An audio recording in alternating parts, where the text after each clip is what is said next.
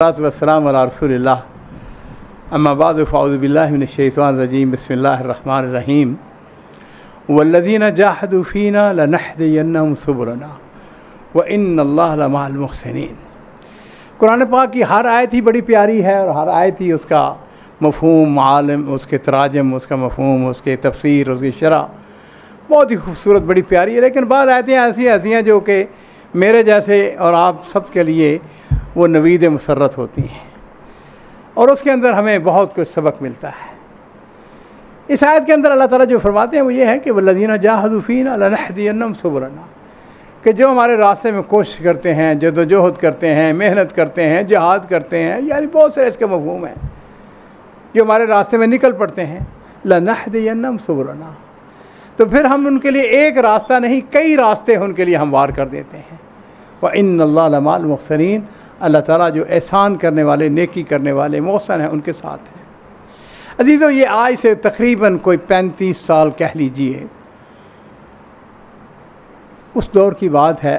ہم نے دارالسلام نے قرآن پاک کے تراجم کروانے شروع کیے ہوئے تھے اور یہ بہت بڑا سینسٹیو ٹاسک ہے اور میرے لیے یہ شرف ہے، چونکہ میں ادارے کا سربراہ ہونے کی حیثیت سے میری یہ سپرویژن میں، بلکہ میں یہ کہہ سکتا ہوں بڑی حد تک کہ میں ہی اس کا، خیر ہم نے فرینچ زبان میں ترجمہ ابھی تک نہیں کیا تھا۔ اب بات یہ ہے کہ جو زبان آپ کو نہ آتی ہو اس کا ترجمہ کرنا یا کروانا اور اس کے پیچھے یہ بہت ہی ذمہ داری کا کام ہے۔ خیر اب دعا تو ہم کرتے رہتے تھے کہ یا اللہ، میرے کو ایسے ساتھی تھے۔ میری ایک شرط ہوتی تھی، کوشش ہوتی تھی کہ جو مترجم ہے وہ مدینہ یونیورسٹی سے فارغ ہو، کیونکہ مدینہ یونیورسٹی جو ہے وہاں پر عقیدہ، منہج اور اس لحاظ سے بڑی ان کی وہ پالش کرتے ہیں اور ان کو بہت زیادہ ترکیز ہوتی ہے۔ خیر ہمارے پاس ایک پروجیکٹ آیا، بہت بڑا پروجیکٹ تھا، حوصہ زبان ہے، افریقن زبان، جو کہ نیجر کے اندر بھی، نائجیریا کے اندر بھی، گھانا کے اندر بھی بولی جاتی ہے۔ پارٹ آف دی کانٹریکٹ یہ تھا کہ میں خود جاؤں گا وہاں پر اور اس کو ہم نے 50,000 کاپی ہم نے حوصہ زبان میں قرآن پاک چھاپنا تھا اور چھاپا ہم نے الحمدللہ۔ اٹلی سے ہم نے اس کو شائع کیا، تو ہمارا روٹ یہ تھا، میرے ساتھ سعودی تھا، ہم دونوں وہاں سے اٹلی گئے، اٹلی سے پھر ہم نائجیریا آئے۔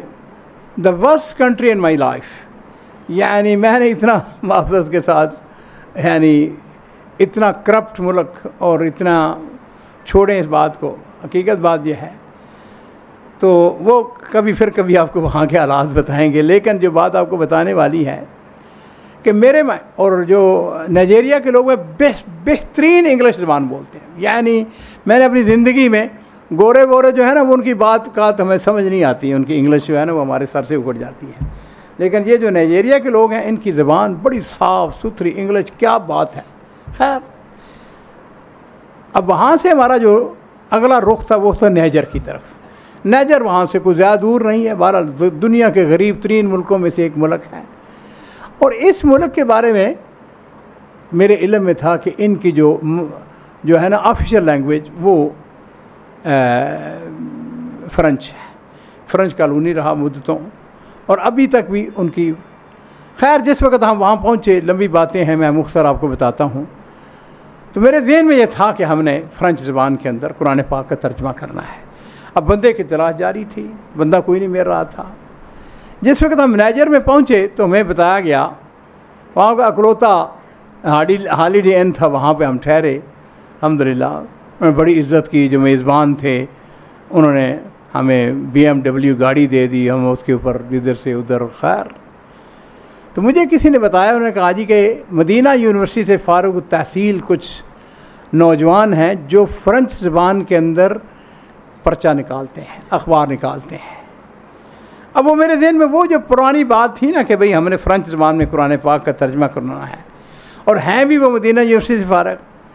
اب میں نے وہ اپنے جو میزبان تھے، زبردستی ہم نے میزبان بنایا تھا ان کو، میں ان کو پہلے سے نہیں جانتا تھا، ٹیلی فون پہ بتایا کہ آ رہے ہیں وغیرہ وغیرہ۔ خیر میں نے کہا بھئی میں اس سے ملنا چاہتا ہوں، جو اخبار نکالتا ہے نا اس سے ملنا چاہتا ہوں۔ اچھا جی آج نکالیں گے، ہمارا کہ ایک ہفتے کا اسٹے تھا تقریباً۔ خیر ایک دن میں نے آ گیا، میں نے کہا نہیں بھئی آج ہی جانا اور ابھی جانا اس سے جا کے ملاقات کرنے۔ کہاں ہے وہ؟